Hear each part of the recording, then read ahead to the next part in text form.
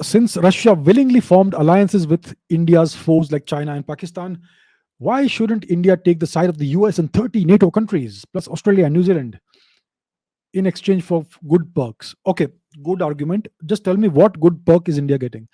Name a single good perk that India is getting from the West. I'll wait. I'm listening. Name a single good perk. Are we getting some weapons system? Are we getting any transfer of technology?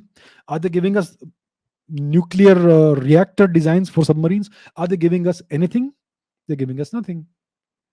And Russia has not entered a formal alliance with China, and let alone Pakistan. Pakistan is a nothing. It's a disposable, convenient state to be used and thrown away.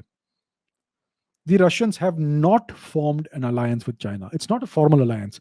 Yes, there is systemic coordination and cooperation between Russia and China, and they are doing it because of their self interest. They have to.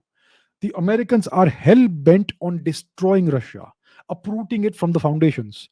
So they are, for the sake of convenience, right now, temporarily, cooperating with China, because the economic sanctions otherwise would destroy Russia.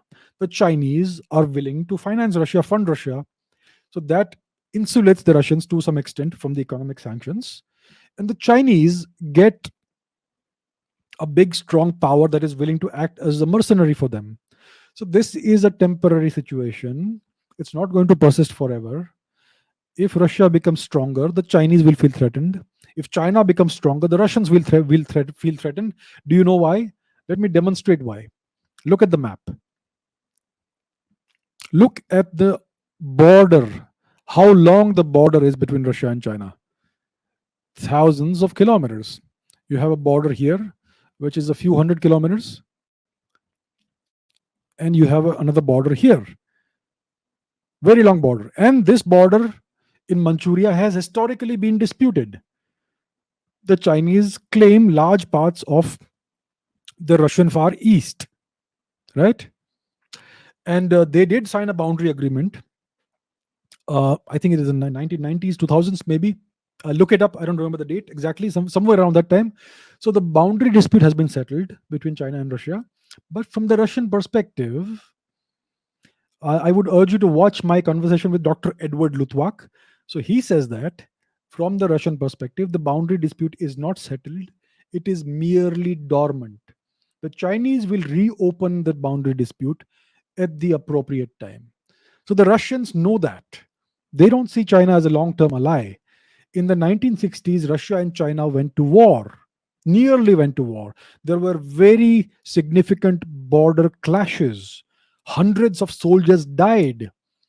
There was even hand to hand combat like we have these days with the Chinese. And nearly, the Russians nearly nuked China. And who prevented the USSR from nuking China? It was the United States. And that is the beginning of the alliance between US and China. And the Americans, for some reason, aided and abetted the rise of China. They created the biggest monster they have ever seen. So that's some history. So Russia doesn't have an alliance with China. The Russians know very well that China is their biggest long term threat. And that is the reason why India and Russia are long term partners. Whether we call it an official alliance or not, we are allies. And the West will not help us. Tomorrow, if China invades India, the Americans are not going to help India. So, why should India take the side of the US or NATO? They have never taken our side, ever.